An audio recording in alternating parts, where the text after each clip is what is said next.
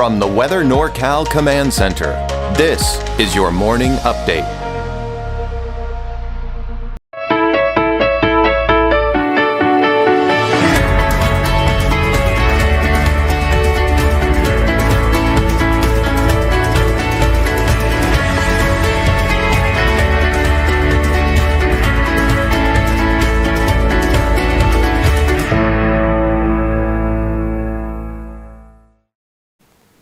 Well, I'm back at it again after a short vacation with my family, and of course we do a contest typically to kind of let you all try to figure out for a few days where I am with the family. And I did a drawing, and the winner is Lisa Belt. Now, there was an issue with someone trying to scam some of you here by contacting you on Facebook. Go to a website, put your credit card information. I don't want to have anything to do with that. We're going to try to do this as safely as we can.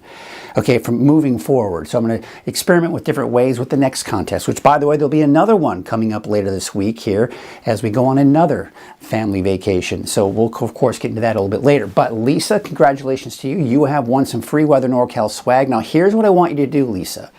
I want you to go to mkruger@weathernorcal.com. Send me an email and send me your information, at least where I can send your swag. All right, so just kind of do that. Just go to mkruger@weathernorcal.com. If I don't hear from you, I'll try to connect with you on Facebook, but we'll kind of see how all of that goes. All right, here's a look at the beautiful sunrise picture here, courtesy of Colin Bowles. Now, this is a nice shot here. Kind of, you know, with the hot summer days that we've been dealing with, it just is a nice, cool shot.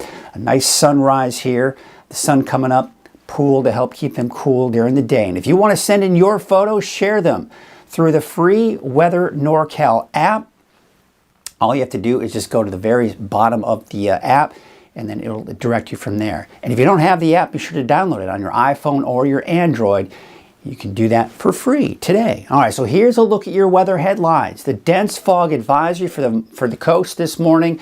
We got fire danger remains high, mainly due to the isolated thunderstorms we can see there. More lightning strikes are a concern here, but it's still very hot and dry out there as well. Slight drop in temperatures over the next few days, so we do have a slight cooling trend over the next few days, but that's going to last for long. In fact, temperatures are going to be warming back up again later on in the week, even going into this upcoming weekend. So we take a look at that visibility here, and again, you can see here, this is early this morning, between the hours of 5 and 6 o'clock this morning.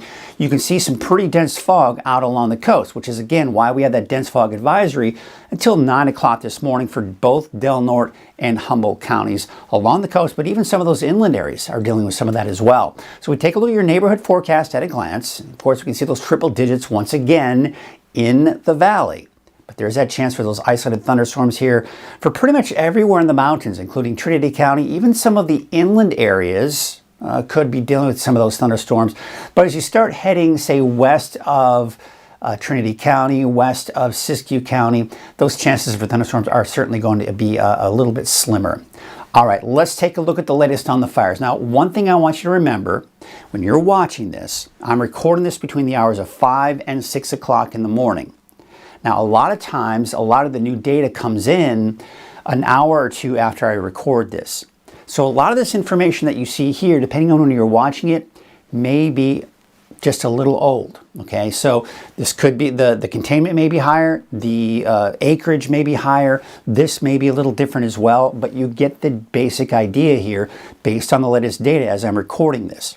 So let's take a look at a different perspective from Scott Valley, because of course this is the biggest concern right now. A lot of communities like Etna, Greenview, and not to mention even places like Fort Jones are all kind of in the threat of the path of this fire. We've been watching it grow closer and closer to Scott Valley, and that's the reason why there's some concern here. But the good news is they are making containment lines and even a backup dozer line here coming in as you get closer to those communities. So it does give a little bit better sense of security that the firefighters are doing everything they can to prevent this from getting into these communities. But just to kind of give you an idea where we've seen that growth as it kind of comes down that last kind of hillside going into the valley. You can see again here where we're seeing most of that. And you know, it wasn't, let's see, last time I was reporting on these fires was last Wednesday, and it was mainly just kind of coming up over this ridge. So over the last less than a week, we should go down this hillside and then back up over this ridge. And now it's the last hillside, as I mentioned, going into the valley. So it's getting closer and closer to a lot of these communities. But again, keep in mind that they have two dozer lines, one main dozer line. If that should fail, then there's a backup for that one as well. So again, there's a look at the latest fire perimeter at 14,965 acres. And again, keep in mind, this is the latest fire perimeter, the latest information coming in as of between 5 and 6 o'clock this morning with 3% containment. That's good to see that we're finally starting to see a little bit of that containment. Now, to give you an idea of its distance from some of these communities, Fort Jones, 8.6 miles, 3.4 to Greenview, and 3.3 to Etna. And again, I remember last week reporting on this, it was about 4-5 miles to Greenview and Etna and closer to 10 miles for Fort Jones. So again, unfortunately, we've been watching it kind of spread eastward. And there's been, of course, a little bit of spread on most sides of the fire, although less of that on the north end. Now, take a look at the bogus fire at 411 acres. And again, as of 6 o'clock this morning, 85% containment there, and you kind of get a better perspective. Still pretty far from Montague and Wairika, for example, and not to mention out towards Klamath Falls as well. The Point Fire, which is in southern Humboldt County at 85 acres, 80% containment. We take a look at some of those distances from these communities, but again, we haven't seen much growth. The containment gets higher and higher, but 1.5 miles from Garberville and Redway about 2.6 miles. Now, before we get to that smoke forecast, we're going to take a quick look at some of the other fires. Now, this is looking at a loop from satellite image showing any hot spots. The good news is we're not seeing a lot of activity coming in from any of the fires, including the Shelley fire. So again, you can see the latest, and one of the things I can't put in my weather computer is the Rim fire. They're still investigating how the fire started, but most likely, I'd be willing to guess that it was from lightning. Of course, we've seen lightning over the last several days. But updated 10 hours ago, 1,025 acres at 10% containment. There you can see it is south of the New Beaver area and east of the Bernie area, but still some pretty long distances from there. It has grown over the last 24 hours or so, but again, we are beginning to get some of that containment on there as well. So again, I just wanted to kind of show you what's going on with that. We're not seeing a lot of recent activity coming in from the fires as far as hot spots or anything of that nature. So we're not seeing a ton of activity from the fires, which is a good sign. But of course, there is going to be some smoke that we've got to contend with here. But it turns more in the way of haze. And a lot of that is due to the fact that we are beginning to see less activity coming from the fires, so that means they're producing less smoke. So as we go into Tuesday, 6 a.m., barely seeing much in the way of smoke or even haze for that matter as we do go into your Tuesday afternoon. As we take you into your Tuesday night, again, a lot of that haze, a lot of that smoke is gone. Now, we still have concerns for new fires starting. Of course, it's still hot and dry, but on top of that, the potential for thunderstorms. Now, it's just showing the red flag warning for western Siskiyou County, northern Humboldt County, Trinity County, northern Humboldt County, and southeastern Delnor County. I will say this. I'm concerned about potential for thunderstorms even in the areas over here as well. So we've got to watch for that. Okay. Now, I wouldn't be surprised if they did maybe update that to a fire weather warning or a red flag warning for that area. But again, this particular model also showing most of the activity to the north and west of the valley. And then as we go into Tuesday, the chances slim out. But notice here lightning. I do think places like El Tourist, northeast Modoc County could see the potential for more isolated thunderstorms Tuesday afternoon as well. All right, so we take a look at the winds. Of course, that's something we kind of focus on. We're still seeing that trend where the winds die down in the morning, and then we see them pick up through the afternoon hours. Here's a look at through Tuesday, 5 p.m., those south winds, and not to mention out some of the mountains, seeing some of those gusty winds. We're seeing some decent relative humidity recovery in the overnight and early morning hours. We're getting the 30, 40, and even upwards of 50, close to 60% range in the valley. But of course, it dries out again. We're seeing some decent, at least for this time of the year, decent relative humidity levels for western Siskiyou County, where a lot of the fires are. So that is going to help, especially for western Siskiyou County, for the Shelley fire. Not to mention the fire, of course, in southern Humboldt County as well. But again, we see some decent recovery for Tuesday morning, and then Tuesday afternoon it dries out again, maybe even drier than what we're going to see here for today, for tomorrow. Now, we do have not a lot of the reds in there, so that's certainly a good sign. The humidity levels are going up a little bit, and that is helping, but still that high, close to very high range here for the north end of the valley, central Siskiyou County in the Shasta Valley, and of course we're seeing that moderate to high in many cases off to the east. But again, once again, we're not seeing it as bad off to the west. Now, there is that severe outlook today. Here is the best chances for thunderstorms, and this is what I was talking about. The red flag warning is for this area here, but there is still the potential for some lightning strikes here as well. So I am concerned about that. It's something I'll be watching here throughout the day today. And as I mentioned, tomorrow on Tuesday, we could still see a chance for some isolated thunderstorms in places like Modoc County, for example. So let's take a look at Futurecast and kind of spell that out for you. Here's what it looks like today. Again, we're already seeing, see what I'm talking about? We're seeing the potential for thunderstorms here east of the valley. No red flag warning here, but I am concerned about the potential for dry lightning strikes there. Okay, and then if we're not seeing it developing just yet to the west, but eventually by the afternoon, now we're seeing some activity in Trinity County, western Siskiyou County, not to mention off to the east as well. And by the way, we're still seeing some pretty dense fog and mostly cloudy skies along the coast. Now, you can see how things are drying out, but still, look at where a lot of that moisture is coming in now. Now it's off to the east. We're not seeing as much off to the west. So as we go into tomorrow afternoon, any thunderstorms that should develop will be off, looks like, to the north and east. I don't even see a lot of activity tomorrow afternoon for Laston County or Plumas County. Looks like most of it will be off to the north and east, and of course dry conditions off to the west as well. Not to mention, of course, still looking at those foggy, overcast skies along the coast.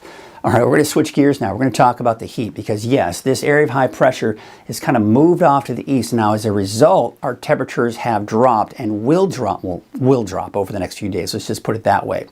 Then as we get towards the end of the week, this high pressure system is going to build back closer to us. And what does that mean? Of course, that dome of high pressure.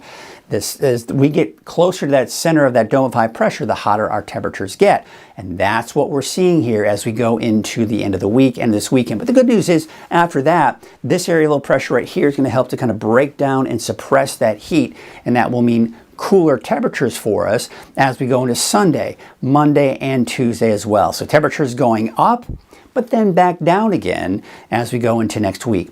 Let's take a look at some records. Some of you have been asking some questions how we're doing as far as the consecutive number of 100+ degree days. Now, you remember we saw 6 consecutive days so far of 110+. At least that is the record. That's been set twice. We tied that this year. So now, but then of course that that streak of 110+ was broken by one day before we saw more after that. However, now let's focus on how many 100+ degree days we're at. Now the record, since records have been taken in Reading, and the official record since 1893 is 26 straight days of 100+ degree temperatures. Of course, behind that is off by 3 days, 1969, 71, and not to mention in 2005. So let's take a look at where we're at right now. Now, we're starting off on July 28th. That's when we started the triple-digit heat, at least for this consecutive stretch here. 1, 2, 3 days to wrap up the month of June is where we started at 100+ degree temperatures. And then, of course, since then, it's been 100+. So that puts us at 17 consecutive days of 100+ degree temperatures. Now, I'm still expecting it to be around 100, but I think we may break that streak. Okay, see what I'm talking about here? Still 100+ today, not to mention tomorrow, but tomorrow and Wednesday, we may just drop below 100 degrees for a short period of time before it goes back up again. But let's say we get up to 100 degrees or higher for Tuesday, Wednesday. We're at 17, 18, 19, 20, 21, 22, 23, 24, 25, 26. Could we break the record? It's all going to depend on what happens tomorrow and Wednesday. If we drop below 100 degrees, we're going to break that stretch. We're going to be nowhere near that record. So it'll be interesting to see what happens. Here's a look at your wave heights as we take you through the day today. not that much of a concern, should be fairly low. The fog is really the main concern, not necessarily the wave heights. So as a result, the National Weather Service has issued a dense fog advisory, of course, along the immediate coast. There's also going to be that patchy dense fog as you're heading out. So just be aware of that if you need to be on a small boat, because again, the waves and the seas aren't going to be all that bad. It's mainly going to be that fog out there. So here is your Trinity County neighborhood forecast. I've included a chance for some isolated thunderstorms today. Otherwise, temperatures are dropping, but then going back up again for your Friday, Saturday, and Sunday. Now for the coast, what we can see here, temperatures mainly in the mid-60s. I don't expect any rain, but what you are going to see here is dense fog at times, especially in the overnight and early morning hours. But even through the day, a lot of that fog having a hard time burning off. Now, here's the thing about the inland areas. I've included a chance.